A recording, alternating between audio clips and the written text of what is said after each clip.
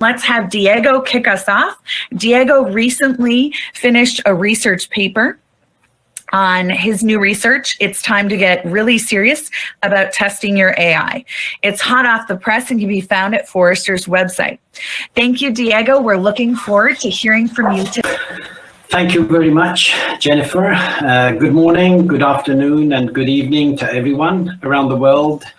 And so what am I going to be talking about in my 15 minutes slot? Well, I guess Jennifer already gave you a brief intro.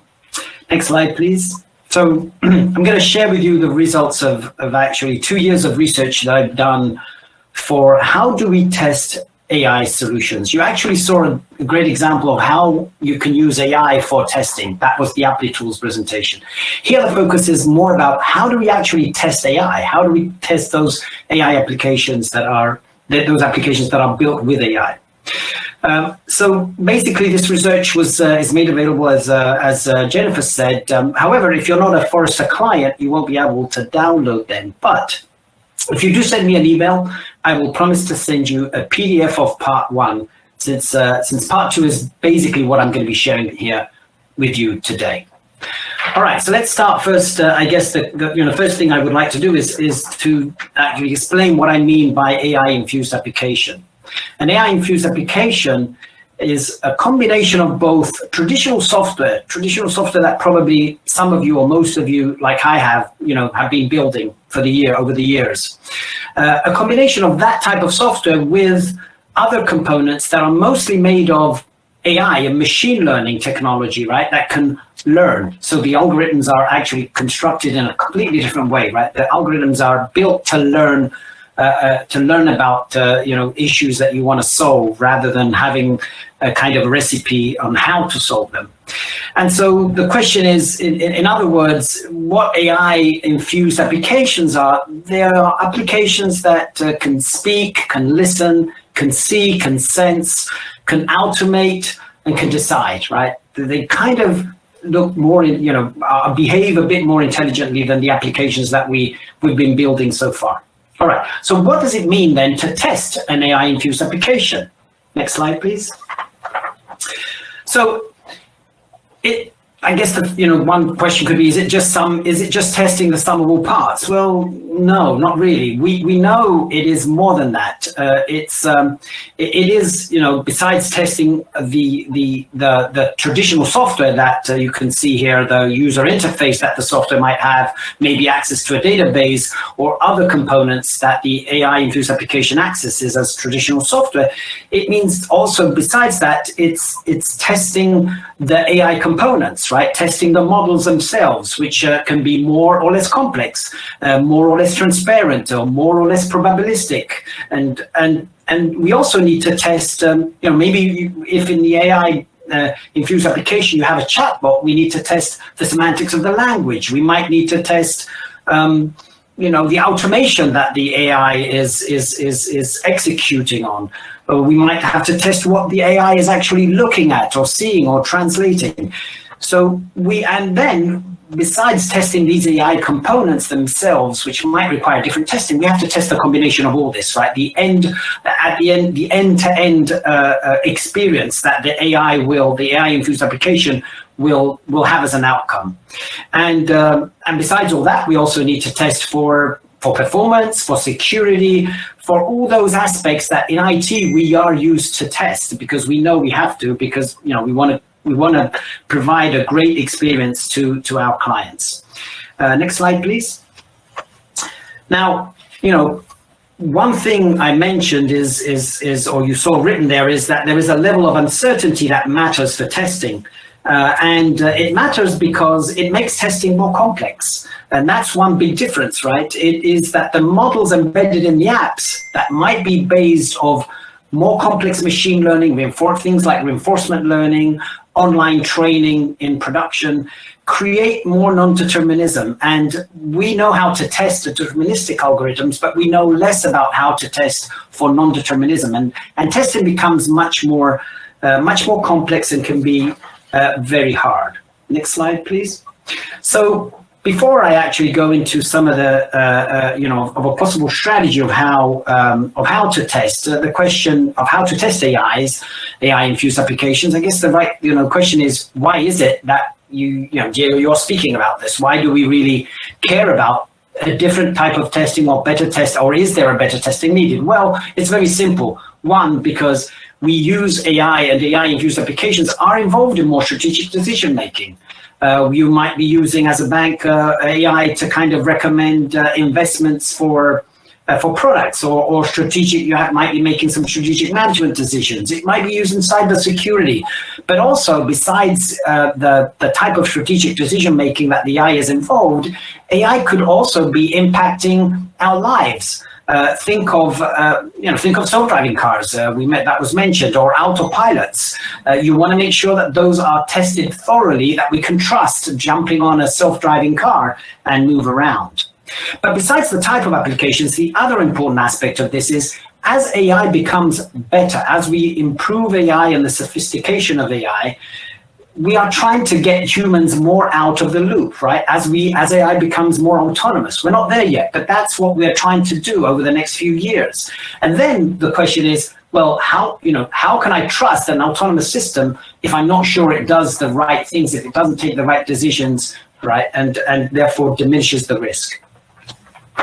So I guess, another important question is, are organizations today testing AI well and enough?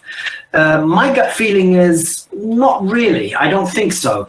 But I think this is starting to change, as the following slide shows you. If you look at the numbers here on the slide, you can see that in this survey that the World Quality Report that was done by Capgemini is over to 1,700 IT leaders. More testing with and for AI are in the plans of IT executives in 2020-21.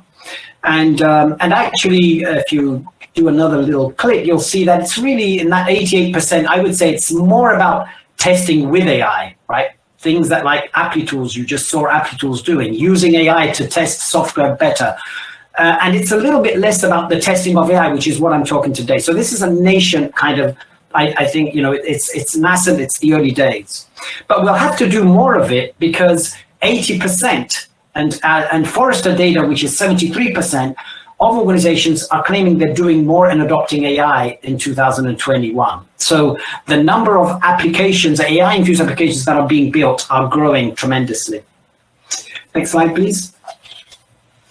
So I guess the research unveiled, some good news, which is we don't have to reinvent everything, right, for testing AI-infused applications. As a matter of fact, it revealed that most of the practices of the testing we know of is going to be applicable in the world of testing AI-infused applications.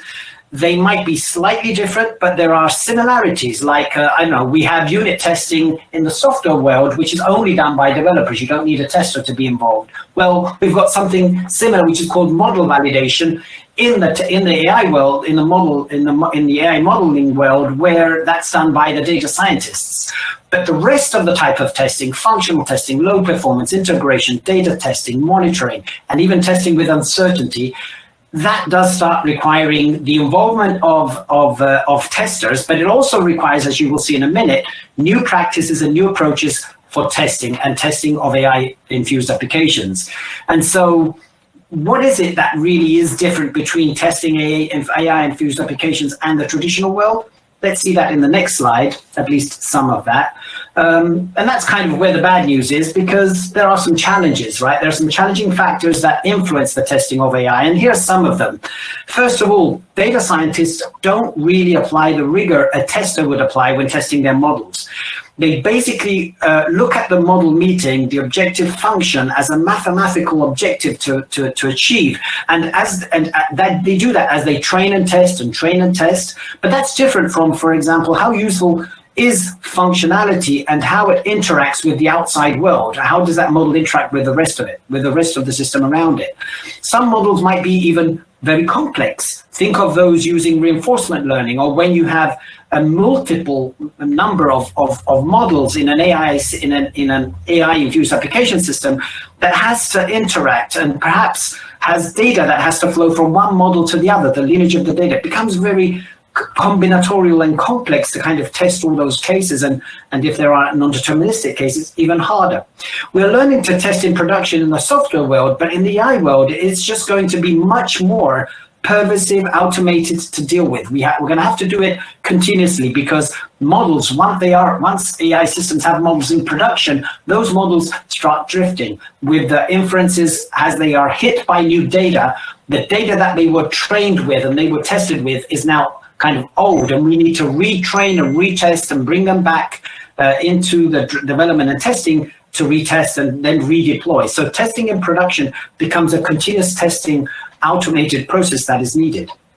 And last but not least, when models carry a lot of uncertainties or are very probabilistic, testing tools don't have the capability to deal with tests that have passed at 60%.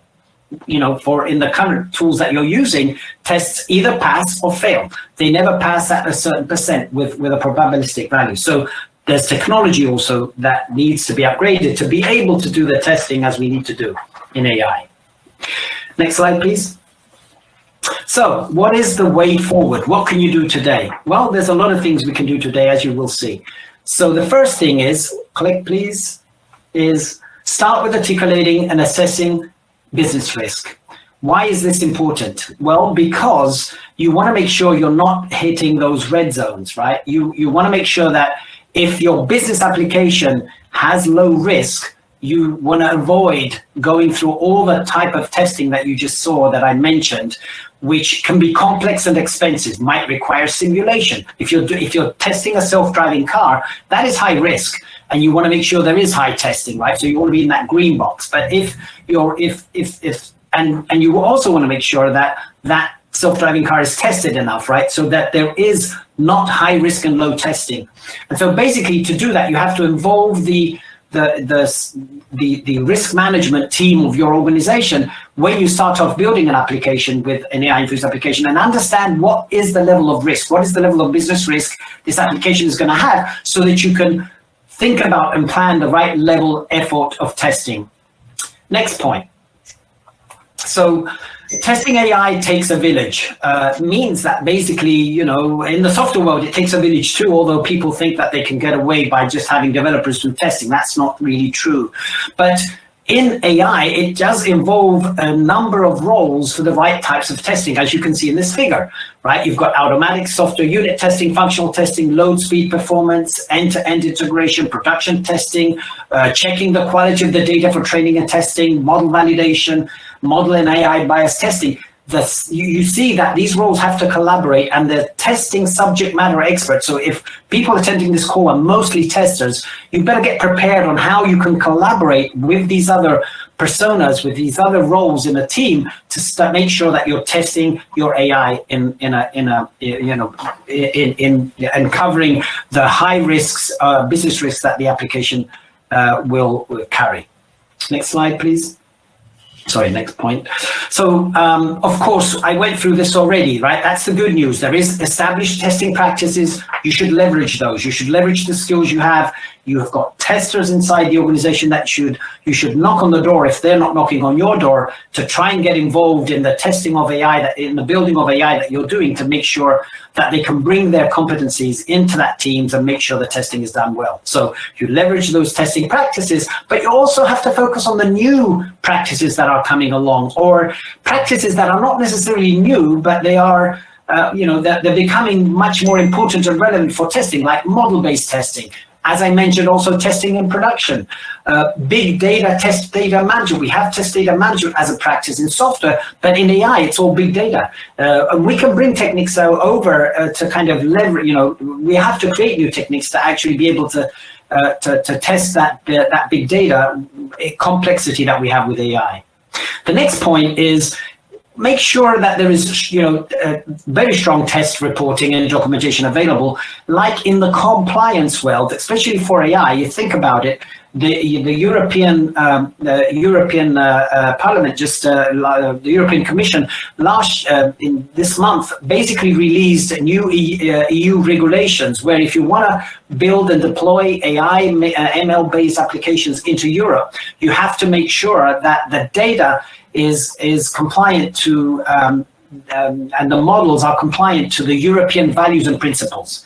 How do you do that? Well, guess what? Testing can help. If you can't automate some of that, it will be really hard. So make sure that you do show the reporting so that you can comply. You can prove the compliance to those regulations.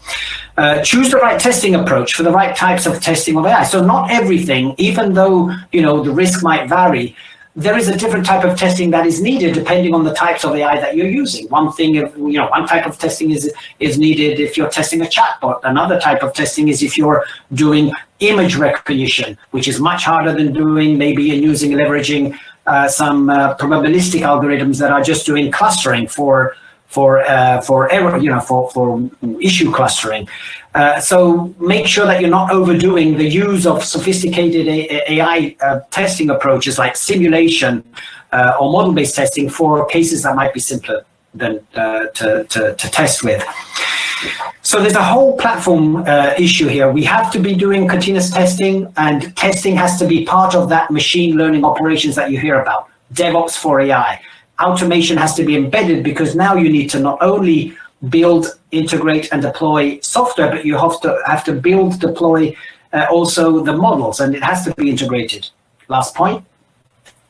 And not all of this will be automatable. So there is a lot of work in progress to get there. Right? This is work in progress. We're starting to do this more and more, but you might have to live with some manual testing in some of the cases. So for closing, what I just talked about. So, I don't know how this testing strategy will evolve. There are various options that we consider in the research. Some propose AI to test AI. In some cases that's true. More model-based testing for many of the use cases is an option. Chatbot testing, tools like Botium for testing chatbots versus ad hoc testing. There are options of AI tools that come with pre-built testing bots like IPsoft does. Amelia comes with a TED, which is the bot that tests Amelia. The tool itself offers that opportunity. Consulting organizations like the ones you're going to hear today on the webinar, QA consultants and other large system integrators that come with special practices and their own software IP to do the testing. ThoughtWorks that has IP, for example, to kind of start addressing that issue around automated machine learning, and there's a lot moving on. So you have to stay on top of it. You should start now, and so we are in learning mode. But I think it's very, very important that we do test our AI sufficiently and properly. And with that, I thank you very much for your attention. This is just a list of research that, in case you're interested, you could download if you are a Forrester client. Otherwise, thanks a lot and enjoy the rest of the conference. Thank you.